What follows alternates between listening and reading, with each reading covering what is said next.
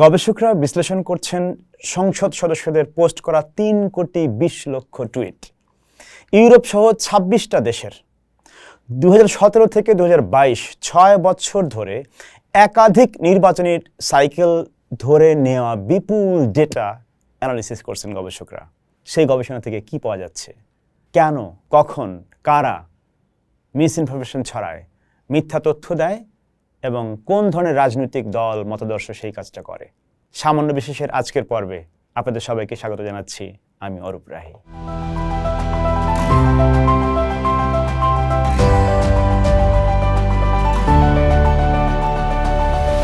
এই যে বললাম 3,20,00,000 টুইট, 26টা দেশ, এবং এই সব রকম ডাটা আসতেছে সাধারণ মানুষের কাছ থেকে নয়, আসতেছে নির্বাচিত সংসদ সদস্যদের কাছ থেকে, যারা বিভিন্ন দেশের পার্লামেন্ট মেম্বার, যারা আইন বানান, যাদের কথায় নীতি তৈরি হয়, যাদের আমরা ভোট দেই। এই বিপুল ডাটা বিশ্লেষণ করে প্রশ্ন একটাই, কোন রাজনৈতিক ধারার দলগুলা ভুয়া তথ্য বা মিস ইনফরমেশন ছড়ায় এবং কেন ছড়ায়। এবং এই গবেষণা থেকে একটা উত্তর পাওয়া গেছে, এবং সেটা যতটা নির্দিষ্ট ততটাই অস্বস্তিকর।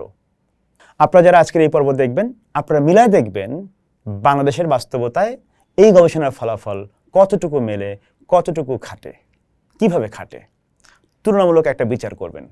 তাই এই গবেষণার খবরটা শেয়ার করতে চাইলাম। এটাই আজকের সামান্য আলাপ। এই গবেষণার স্কেলটাই, মানে যেই পরিমাণ ডাটা নিয়ে কাজ করা হয়েছে, সেটাই বিরাট একটা পার্থক্য রচনা করে গবেষণার ক্ষেত্রে। আজকে আমরা যে আলাপটা করতেছি, এটা 2025 সালে প্রকাশিত একটা গবেষণাপত্র, international journal of press / politics, এই জার্নালে ছাপা হয়েছে একটা গবেষণা। লিখছেন আমস্টারডাম বিশ্ববিদ্যালয়ের দুইজন গবেষক, পিটার থর্নবার্গ এবং জুলিয়ানা চুয়েরি। গবেষণাটার নাম হচ্ছে হোয়েন ডু পার্টিজ লাই। আসেন দেখি গবেষণা কি কি বলতেছে। আগে বলি, এই গবেষণাটা অন্য অনেক রকম গবেষণা থেকে কেন আলাদা। কারণ এইটা কোনো জরিপ নয়, এইটা কোনো কেস স্টাডিও নয়, কয়েকটা ভাইরাল উদাহরণ মাত্র এর মধ্যে আনা হয় নাই। এটা বড় আকারের আচরণগত ডেটা বা লার্জ স্কেল বিহেভিয়ারিয়াল ডেটা। গবেষকরা ট্র্যাক করতেছেন রাজনীতিবিদরা কোন কোন ওয়েবসাইটের লিঙ্ক শেয়ার করতেছেন, তারপর সেই লিঙ্কগুলা মেলানো হয়েছে স্বাধীন ফ্যাক্ট চেকিং সংস্থার রেটিংয়ের সাথে, মিডিয়া বায়াস এবং ফ্যাক্ট চেকের এবং উইকিপিডিয়ার ভুয়া সংবাদ সাইটের তালিকা ধরে। কোনো সংসদ সদস্য যদি বারবার অনির্ভরযোগ্য বা ষড়যন্ত্রমূলক বা কনস্পিরেটোরিয়াল সোর্স শেয়ার করেন, সেইটা পরিমাপযোগ্য হয়ে ওঠে। মতামত নয়, ব্যাখ্যা নয়, প্যাটার্ন নিয়ে এই গবেষণার গবেষকরা আলাপ করতেছেন। এরপর এই ডেটায় যোগ হয়েছে রাজনৈতিক প্রেক্ষাপট, দলীয় মতাদর্শ বা পার্টি ইডিওলজি, পপুলিজম স্কোর বা এই যে জনমোহনবাদ বা জনগোষ্ঠীবাদের স্কোর সেটা, এবং গণতান্ত্রিক প্রতিষ্ঠানের বা ডেমোক্রেটিক ইনস্টিটিউশনগুলোর সাথে সম্পর্ক। এই সব দিক গবেষণায় যুক্ত করা হয়েছে এবং পুরো বিশ্লেষণটা চালানো হয়েছে মাল্টি লেভেল স্ট্যাটিস্টিক্যাল মডেল বা MSM মডেলে, MSM পদ্ধতি দিয়ে, যেখানে প্রতিটা দেশের ভিন্নতাকেও আলাদা করে হিসেবে নেওয়া হয়েছে এই গবেষণায়।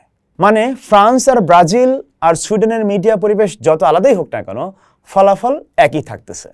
এটা সোশ্যাল মিডিয়ার একটা সাধারণ সমস্যা হিসেবে দেখার বদলে দলীয় প্রতিযোগিতা বা পার্টি কম্পিটিশন আর রাজনৈতিক কৌশলের ভেতর থেকে বোঝার চেষ্টা করা, এটাই এই গবেষণার সবচেয়ে বড় একটা অবদান।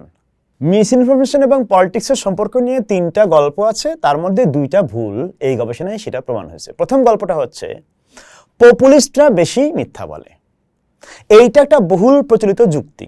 পপুলিস্টরা বা জনতুষ্টিবাদীরা বা জনমোহনবাদীরা এলিটকে, মানে ক্ষমতায় থাকা এলিট অংশটা সমাজে, তাদেরকে অবিশ্বাস করে, বিশেষজ্ঞদেরকে প্রত্যাখ্যান করে। আমরা বরং দুর্নীতিবাজরা এই আখ্যান বা ন্যারেটিভ চালায়। তাহলে বাম পপুলিস্ট আর ডান পপুলিস্ট দুজনেই বেশি মিথ্যা ছড়ানোর কথা। এইটা একটা গল্প। দ্বিতীয় গল্প হচ্ছে এইটা শুধু মতাদর্শের ব্যাপার, মানে ইডিওলজির ব্যাপার। সহজ দাবিটা হচ্ছে ডানপন্থী দলগুলা বামপন্থী দলগুলোর থেকে বেশি ভুয়া তথ্য ছড়ায়। এটাই সম্ভবত সবচেয়ে বেশি মানুষ বিশ্বাসও করেন। আর তৃতীয় গল্প হচ্ছে এইটা একটা নির্দিষ্ট মিশ্রণ বা কম্বিনেশন। সব পপুলিস্ট এই কাজ করে এমন নয়, সব ডানপন্থী এই কাজ করে এমনও নয়, বরং এমন একটা বিশেষ আদর্শিক প্যাকেজ যেখানে ডানপন্থী রাজনীতি যোগ পপুলিজম, যোগ জাতীয়তাবাদ বা নেটিভিজম, যোগ অভিবাসন বিরোধিতা ইউরোপের ক্ষেত্রে, যোগ বহুত্ববাদের বা প্লুরালিজমের প্রতি ঘৃণা, যোগ গণতান্ত্রিক প্রতিষ্ঠানের প্রতি সরাসরি বৈরিতা, এইটাকেই বলে র্যাডিক্যাল রাইট পপুলিজম বা উগ্র ডানপন্থী জনপ্রিয়তাবাদ বা জনগোষ্ঠীবাদ বা জনমোহনবাদ। তো ডেটা কি বলে? ডেটা বলতেছে প্রথম দুইটা গল্প আসলে মিথ্যা এবং তৃতীয় গল্পটা হচ্ছে সত্য। আসেন দেখি বিস্তারিত। পপুলিজম মাত্রই কি এই মিস ইনফরমেশন এবং মিথ্যা কথা বলার পলিটিক্সটা করে? ডেটা সেটা বলে না। বাম পপুলিস্ট দলগুলা মূলধারার দলগুলোর থেকে উল্লেখযোগ্যভাবে বেশি ভুয়া তথ্য শেয়ার করে না। পরিসংখ্যানগতভাবে কোনো পার্থক্য এখানে দেখা যায় না। মানে এলিট বিরোধী আখ্যান একা সমস্যাটা তৈরি করতেছে না। ডান বনাম বাম তুলনা কি যথেষ্ট এই ক্ষেত্রে? ডেটা বলতেছে সেটাও যথেষ্ট নয়। মূলধারার রক্ষণশীল দলগুলা মূলধারার বামপন্থী দলগুলোর কাছাকাছি স্তরেই ভুয়া তথ্য শেয়ার করে বলে এই গবেষণা দেখাচ্ছে। মানে শুধু ডানপন্থী হওয়াটাও নির্ণায়ক এই ক্ষেত্রে নয়। তাহলে আসলে কারা আলাদা? র্যাডিক্যাল রাইট পপুলিস্ট বা উগ্র ডানপন্থী পপুলিস্টরা আসলে আলাদা।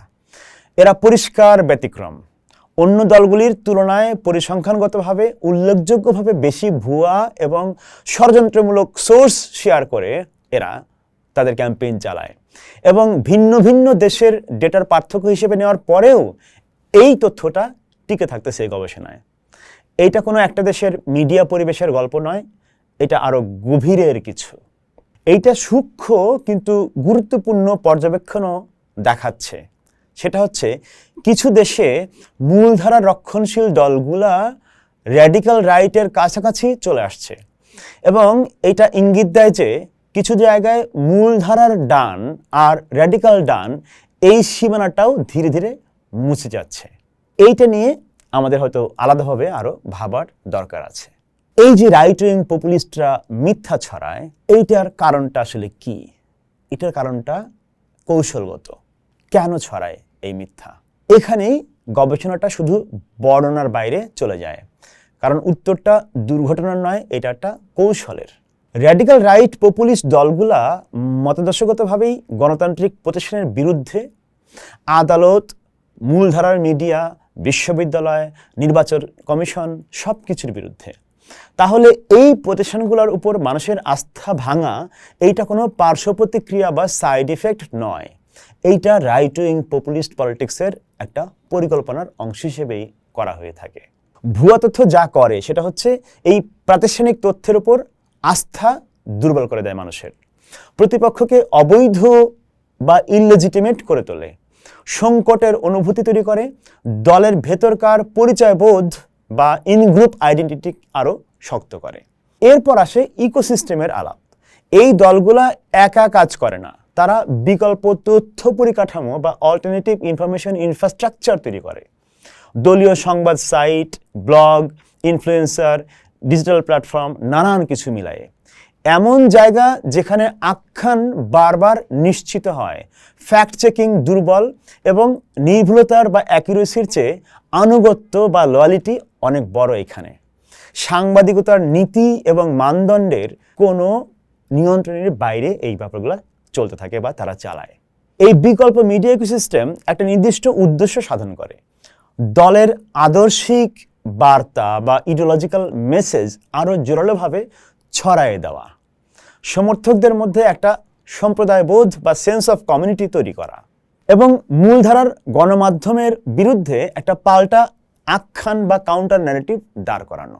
এইখানে একটা গুরুত্বপূর্ণ কথা বলে রাখা দরকার, এই সম্পর্কটা একমুখী নয়। এই পপুলিস্ট দলগুলো এবং এই ক্লিক বেইট মিডিয়া মডেলের মধ্যে আসলে একটা পারস্পরিক সুবিধার সম্পর্ক বা সিম্বায়োটিক রিলেশনশিপ কাজ করে।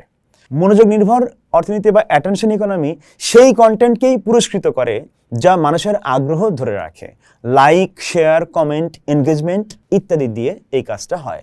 আর র্যাডিক্যাল রাইট পপুলিস্টরা এই খেলার নিয়মটা ভালোই রপ্ত করে তাদের ইডিওলজিক্যাল ক্যাম্পেইন বা তাদের রাজনৈতিক কৌশল পরিচালনা করে। কিন্তু সম্পর্কটা উল্টা দিকেও কাজ করে। এই ডানপন্থী মিডিয়া ইকোসিস্টেম শুধু দলগুলাকে সাহায্য করে নাই, অনেক সময় এই মিডিয়াই রাজনীতিকে গড়ে দিচ্ছে, দিক নির্দেশনা দিচ্ছে। টক রেডিও, কেবল টেলিভিশন, সোশ্যাল মিডিয়া র্যাডিক্যাল রাইটের কণ্ঠস্বরগুলো তারকা খ্যাতি পাইছে এমন সব অনুভূতি আর পরিচয়কে সামনে তুলে ধরে যেগুলো আগে কখনো প্রকাশ্যে এত ব্যাপকভাবে গভীরভাবে বলা হয় নাই। এই মুখপাত্ররা রাইট উইং র্যাডিক্যাল পপুলিস্ট বা র্যাডিক্যাল রাইট উইং পপুলিস্ট দলগুলোর পেছনে শক্তিশালী সংগঠক শক্তিতে পরিণত হয়েছে এবং সেই দলগুলোর রাজনৈতিক বিবর্তনের উপরও তাদের প্রভাব এখন অস্বীকার করার কোনো উপায় নাই। বাম পপুলিস্টরা কিন্তু এই মাপের সমান্তরাল মিডিয়া ইকোসিস্টেম তৈরি করতেই পারে না বা পারে নাই। এটাও একটা বড় পার্থক্য। এরপর শুরু হয় একটা চক্র, ভুয়া তথ্য শেয়ার হয়, প্রতিষ্ঠানের উপর আস্থা কমে, দর্শক মূলধারার সোর্স থেকে সরে যায়, বিকল্প ইকোসিস্টেম আরও শক্তিশালী হয় এবং সেই একই মানুষ মিথ্যাকে প্রশ্ন করার ক্ষমতা হারিয়ে ফেলে। একটা বন্ধ বা বদ্ধ তথ্যচক্র হিসেবে এটা তখন কাজ করতে থাকে। আধুনিক মিডিয়া পরিবেশ এই চক্রকে আরও জোরদার করে। আজকের দুনিয়ায় শান্ত নিরপেক্ষ সংবাদ ধীরে ছড়ায়, আবেগময় মেরুকরণকারী বা পোলারাইজিং কন্টেন্ট দ্রুত ছড়ায়, ভুয়া তথ্য সাধারণত সরল, নাটকীয় এবং আবেগচালিত বা আবেগতাড়িত কন্টেন্ট। ক্লিক আর এনগেজমেন্টের বাজারে একটা প্রতিযোগিতামূলক সুবিধা এই জিনিসগুলি পায়। তাহলে বাম পপুলিস্টরা কেন এই কাজ করে না? এই পার্থক্যটা খুব গুরুত্বপূর্ণ, কারণ বাম আর ডান দুই ধরনের পপুলিস্টই এলিটের সমালোচনা করে, কিন্তু ভিন্নভাবে। বাম পপুলিস্টরা সাধারণত কথা বলে অর্থনৈতিক বৈষম্য নিয়ে, সম্পদের পুঞ্জীভবন নিয়ে বা কেন্দ্রীভবন নিয়ে এবং কাঠামোগত অন্যায় বা অবিচার নিয়ে। অন্যদিকে র্যাডিক্যাল রাইট পপুলিস্টরা কথা বলে পরিচয় নিয়ে, সংস্কৃতি নিয়ে, বাইরের হুমকি নিয়ে এবং ভেতরে তৈরি করা অপরকে টার্গেট করে তারা কথা বলে। আর ভুয়া তথ্য বেশি মানানসই হয় ভয়ভিত্তিক আখ্যানের সাথে, মানে ফিয়ার বেসড ন্যারেটিভের সাথে এটা বেশি ইফেক্টিভ হয়। পরিচয় দ্বন্দ্বের বা আইডেন্টিটি কনফ্লিক্টের সাথে এইটা বেশি কাজ করে। সরলীকৃত শত্রুর সাথে এইটা বেশি তারা ব্যবহার করতে সক্ষম হয়। কাঠামোগত পার্থক্য আছে। বাম পপুলিস্টরা প্রায়ই অংশগ্রহণমূলক গণতন্ত্রকে বা পার্টিসিপেটরি ডেমোক্রেসিকে সমর্থন করে।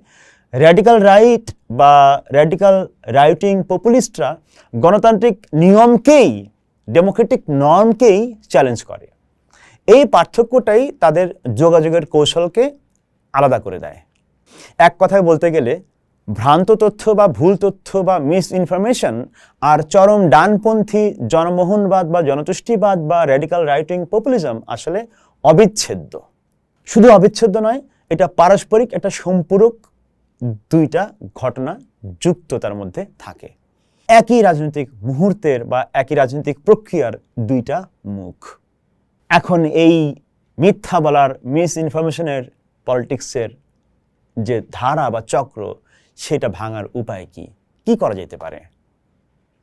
গবেষণা বলতেছে সমস্যাটা শুধু প্রযুক্তির নয়, রাজনৈতিক। তাই সমাধানও শুধু অ্যালগোরিদম দিয়ে সম্ভব নয়। অ্যালগোরিদম বদলায় এটা আসলে কোনো সমাধানও সম্ভব না। একটা গুরুত্বপূর্ণ পদ্ধতি হলো প্রি-বাঙ্কিং। ভুয়া তথ্য ছড়ায় পড়ার পর সংশোধন করা কাজের খুব একটা হয় না, বরং আগেই মানুষকে শেখানো বিভ্রান্তিকর কৌশলগুলি বা ম্যানিপুলেটিভ ট্যাকটিকগুলা কিভাবে চিনতে হয় সেটা মানুষকে জানানো, যাতে সেগুলোর ফাঁদে পড়ার আগেই মানুষ সতর্ক থাকতে পারে। এর পাশাপাশি দরকার সমালোচনামূলক চিন্তার বা ক্রিটিক্যাল থিঙ্কিংয়ের দক্ষতা সমাজে বাড়ানো, তথ্যের উৎস যাচাই করতে শেখা বাড়ানো এবং বিকল্প দৃষ্টিভঙ্গি বিবেচনা করতে শেখা বাড়ানো। কিছু শেয়ার করার আগে একটু থেমে ভেবে শেয়ার করার জায়গাটায় সমাজকে, মানুষকে নিয়ে আসার জন্য কাজ করা। এগুলো হচ্ছে প্রি-বাঙ্কিংয়ের কৌশলের মধ্যে পড়ে। সকল রকম শিক্ষা প্রতিষ্ঠান, গণমাধ্যম, কমিউনিটি সংগঠন বা নানামাত্রিক সামাজিক সাংস্কৃতিক সংগঠন বা বিভিন্ন রকম গবেষণা প্রতিষ্ঠান সব কিছু মিলায়ে সবাই মিলে এই দক্ষতা গড়ে তোলার কাজ করতে পারে। শুধু তাই না, এর চেয়েও গভীরে আমাদেরকে আসলে যাইতে হবে।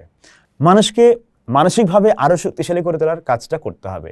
নিজের আবেগকে বোঝা, অন্যদের সাথে সত্যিকারের সংযোগ তৈরি করা, ভিন্ন মতের সাথে ভালোভাবে কথা বলতে পারা, এইগুলা ভুয়া তথ্যের এই সময়ে সুস্থ থাকার জন্য অপরিহার্য জরুরি কাজ।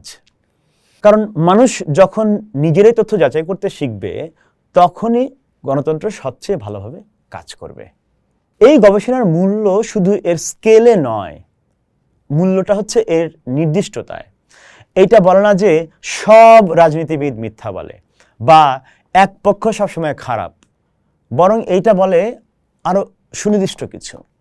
যেমন ভুয়া তথ্য একটা বিশেষ রাজনৈতিক কৌশলের সাথে যুক্ত, একটা নির্দিষ্ট আদর্শিক কাঠামোর মধ্যে এইটা গভীরভাবে প্রথিত, একটা ইডিওলজিক্যাল কনফিগারেশন এটার জন্যে কাজ করে। চরম ডানপন্থী পপুলিস্ট এই আন্দোলনগুলা বা দলগুলা প্রাতিষ্ঠানিক বৈধতা খর্ব করতে এবং মূলধারার রাজনীতি ভেঙে দিতে ভুয়া তথ্যকে সরাসরি হাতিয়ার হিসেবে ব্যবহার করতেছে। এবং এইটা 26টা আলাদা আলাদা দেশে পরীক্ষা করে এই একই উত্তর পাওয়া যাচ্ছে। ভুয়া তথ্য সর্বত্র এই কারণে না যে সবাই ছড়ায়, বরং এইটাই সত্য, এই গবেষণা সেটা প্রমাণ করে যে ভুয়া তথ্য সর্বত্র আছে কারণ কিছু নির্দিষ্ট শক্তি এইটাকে ধারাবাহিকভাবে, ইচ্ছাকৃতভাবে, পদ্ধতিগতভাবে এবং কার্যকরভাবে ছড়ায় চলতেছে। রাইট উইং পপুলিস্টরা সেই শক্তি। ভাবেন ব্যাপারটা, দেখেন তো বাংলাদেশের রাজনৈতিক বাস্তবতা এই গবেষণার ফলাফলের সাথে কতটুকু মেলে বা মেলে না। গবেষণাটা নিজেও পড়তে পারেন, এটা ওপেন অ্যাক্সেস একটা আর্টিকেল ইন্টারনেটে পাবেন। এইটুকুই আজকের জন্য আলাপ, দেখা হবে পরের পর্বে।